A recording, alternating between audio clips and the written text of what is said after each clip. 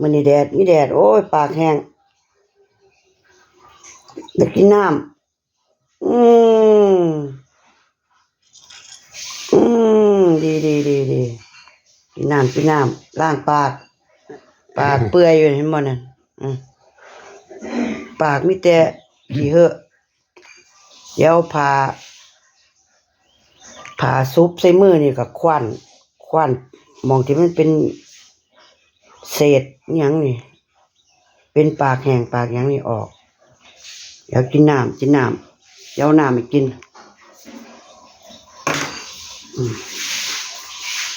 คนอยากกินน้ำนอน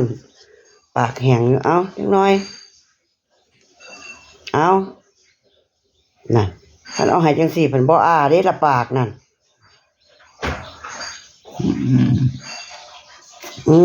เอาจักหน่อยนี่คันให้จังสี่เพิ่นงับปากนั่นคันให้สลิงใครแน่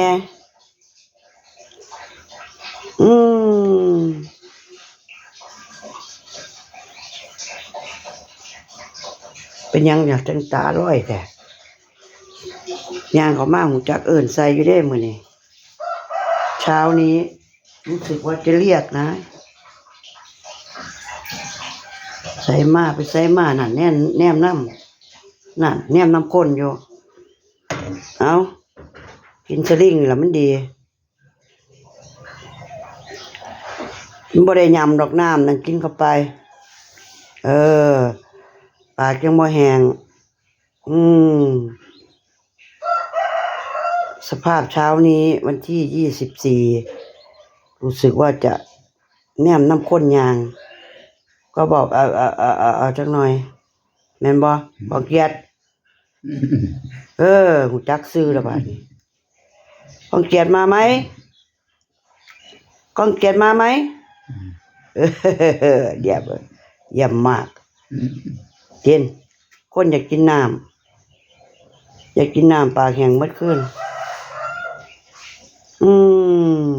เอาอีกบ่เอาน้ำอีกบ่เอาน้ำอีกบ่บ่เอาแล้วพ่อก่อนเนาะพ่อก่อนเอาหมุนขึ้นจังหน่อยกินหน่อยกินหลายก็สมัครกินหน่อยกินหลายก็สมัครเพราะว่ามันมีเสลดข้างในมันมีเสลดม้วนข้ออยู่ม้วนติดข้ออยู่เสลด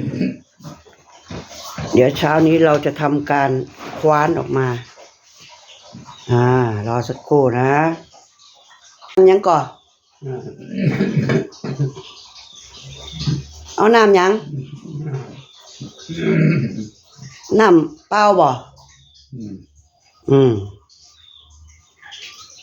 เดี๋ยวสิดูดน้ำใส่สลิงดูดน้ำใส่สลิงให้กินว่าใส่แก้วแล้วมันเฮีย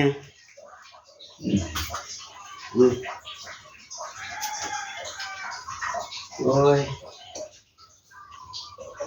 ค่อยๆกิน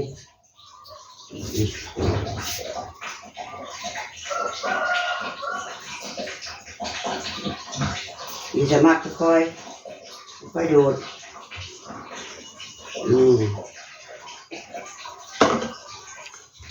เดี๋ยวสิคว้านนั่นที่มันเป็นมวนอยู่ในปากนี่เอาบ้างปากบ้างพวกขี้เหอะพวกเสลดเนี่ยมันติดในน้ำปากนี่แล้วสิคว้านออกยกออกให้มันจังสิหายใจสะดวกยินบ่กองเกียรติมาไหมยกมือขึ้นเบิ้งยกมือขึ้นยกมือข้างใดเยี่ยมมื้อนี้มีสติเด้อมื้อนี้มีสติเอิ้นชื่อถูกว่าอยากกินน้ำเอาน้ำมากินในแอลว่าซั่นว่าเยี่ยมมากเดี๋ยวสิจัดการเปลี่ยนเสื้อผ้าให้เช้านี้หยอดน้ำจังหน่อยดาวเอาน้ำใส่ปากจังหน่อยเดี๋ยวเด้อใส่ ส่มุมปากนิดนึงพอป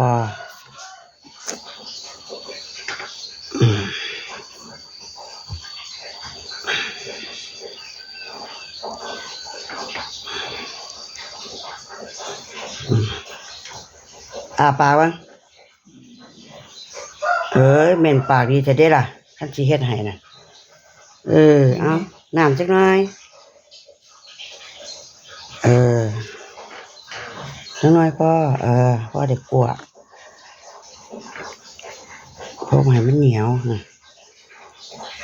เหนียวคำย่างหมดเศร้ามากปากมันจะเป็น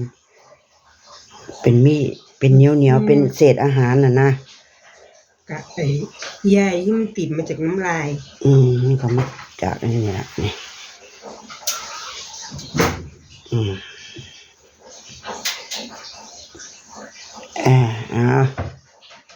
น้ำใส่บ่าน้ำจักน้อยค่อยๆอย่าดูดแห้งพ่อให้เขาได้กลืนแล้วก่อน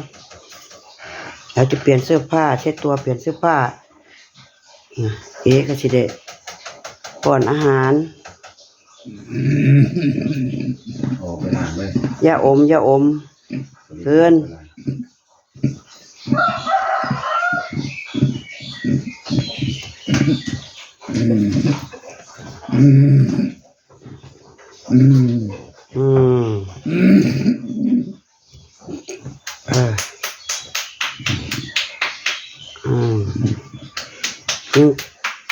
เกิดเยอะนะ